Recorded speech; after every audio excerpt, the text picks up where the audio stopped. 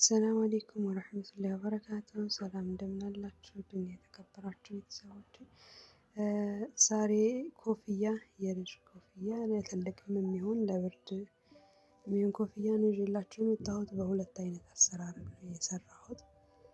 ከአሁን በፊት የተለቀቀ ቪዲዮ ነበር። እስኪ በድምጽ ቁጥሩን እየነገርኳችሁ አብረን ነው ብዬ ነው እንደ አዲስ ይህን ይመስላል። ለትንሽም ለትልቅም በብዙ አይነት ከለር መስራት ትችላላችሁ በፈለጋችሁ። የሚያምር ዲዛይን ነው ያለው። ሁለት አይነት አሰራር ነው የምንሰራው። ፊት ለፊት ያለው የተለያየ ነው፣ ወደ ላይ ያለው ሌላ ነው። እስኪ ኢንሻአላህ አብረን የምናየው ይሆናል። በመጀመሪያ ሸምቀቆ ሰርተን ሰንሰለት ነው የምንሰራው።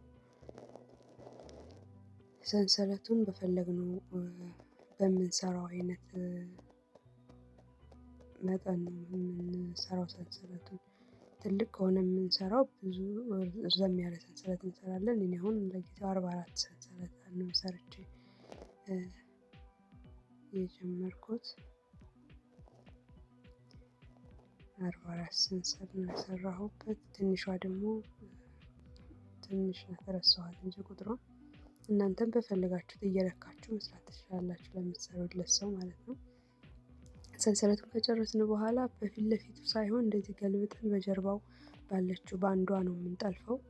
ነጠላ ኪሎሽ ነው የምንሰራው። ከሁሉም አንዳንድ ነጠላ ኪሎሽ እና ድርብ ኪሎሽ የሚባለውን ያው አዲስ ለሆናችሁ ነው እንጂ ሌሎቻችሁ ዳንቴል የምትሰሩ ታውቁታላችሁ ብዬ ተስፋ አደርጋለሁ።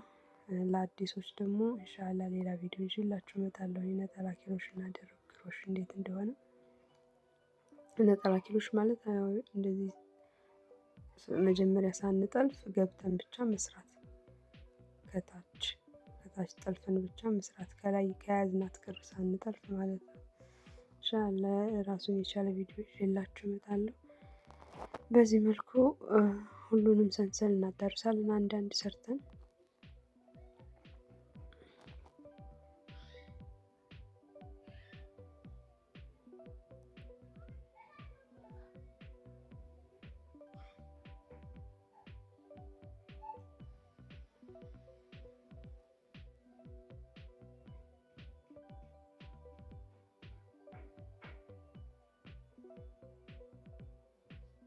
አርባ ሶስት ነጠላ ኪሎሽ ይሆንልናል ማለት ነው። ሰንሰለቱ 44 ስለሆነ ይሄኛው 43 ይሆናል፣ ሌላ አንድ ስላልጨመርንበት።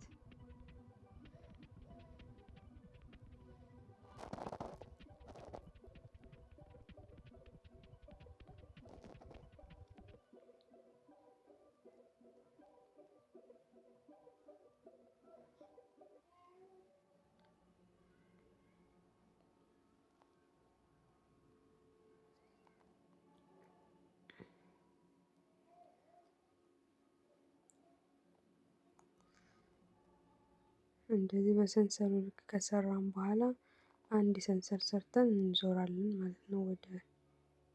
ወደ ኋላ ዙረን በዛኛው በኩል ካለችው ከአንዷ ነው የምንጠልፈው። ከሁለቱም አንጠልፍም። በዛኛው በኩል ካለችው ከአንዷ አሁንም ነጠላ ኪሎሽ ነው የምንሰራው ሙሉውን ማለት ነው።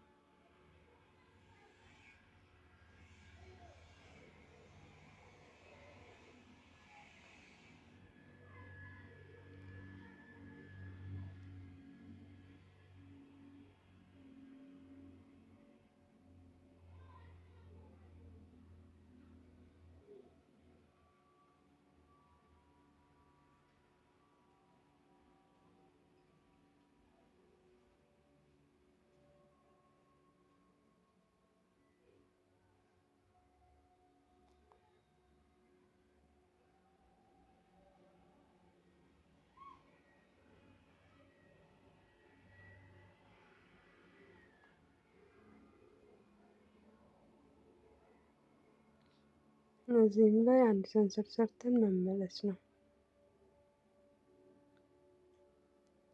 እንደዚህ የሚያምር ጉንጉን የመሰለ ቅርጽ ይሰጠናል። አንድ ሰንሰል ሰርተን አሁንም እንመለሳለን። በተመሳሳይ አሁን የሰራነውን አይነት በአንዷ ብቻ እየጠለፍን በዛኛው በኩል ባለችው እንሰራለን ነጠላ ኪሮሽ።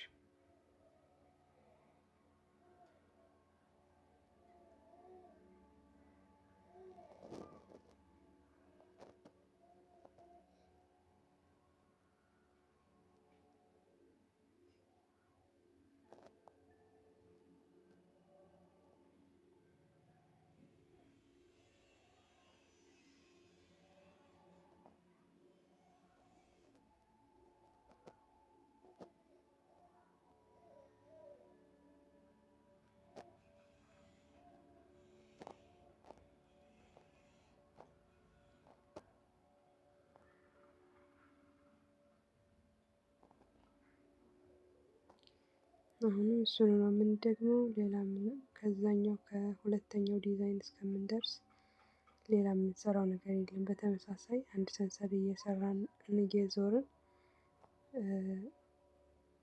አንድ አይነት ስራ ነው የምንሰራው ማለት ነው።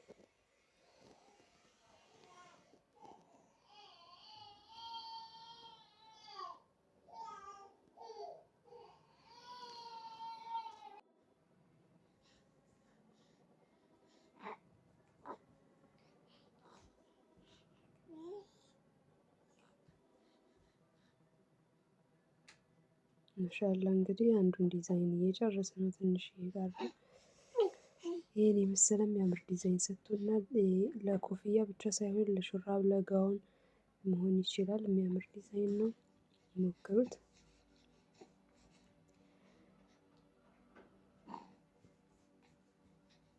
በዚህ መልክ የሚበቃኝን ያህል ሰርቻለሁ። ኢንሻአላህ በቀጣይ ቪዲዮ እንዴት እንደምናያይዘው እና ደግሞ ይሄኛውን ዲዛይን እንዴት እንደምንጨምር ይዤላችሁ እመጣለሁ ኢንሻአላህ። ለዛሬ ይሄ ነበር። መልካም ጊዜ ይሁንላችሁ። አሰላሙ አለይኩም ወራህመቱላሂ ወበረካቱ።